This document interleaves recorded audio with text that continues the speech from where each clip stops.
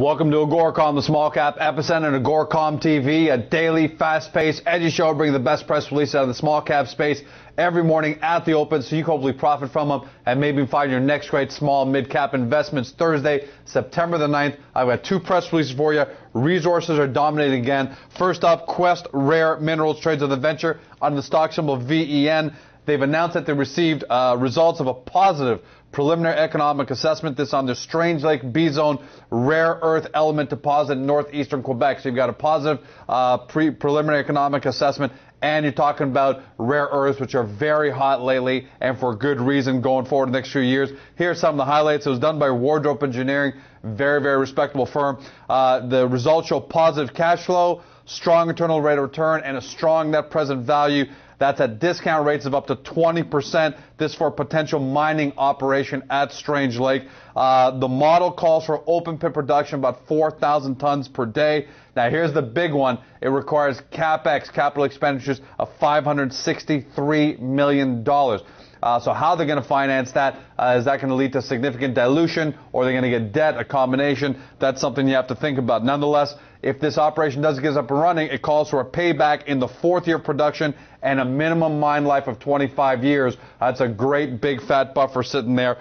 Quest closed yesterday at $378. 52-week high, $450, 52-week low, $1.65. So they're trading close to the top end of their trading. Good for them. Next up, former AGORACOM client Creston Moly, TSX Venture Exchange CMS.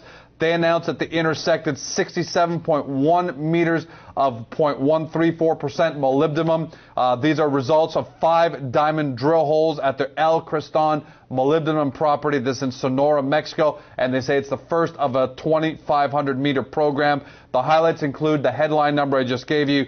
In addition, the next hole had 94.5 meters, averaging 0.057% molybdenum, and the last hole here looks like 27.85 meters, averaging 0.095% moly. Closed yesterday, 18 cents, 52-week high, 35, 52-week low, 16.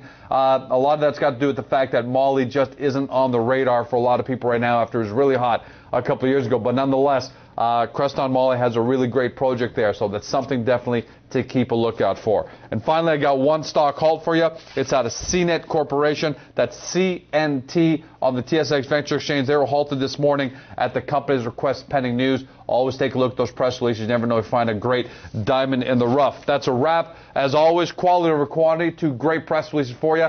If you're watching this on Globe Investor and looking for more great small and mid-cap resource leads, and look either below me or to the left, you'll see our most recent headlines, our most recent webcasts, all being great leads for your research. Or get stuff to the front page of AGORACOM, watch this show, take a look at the best headlines over the past few days, and get into our marketplace to discover more great small and mid-cap companies. That's a wrap. Have a great day. See you tomorrow.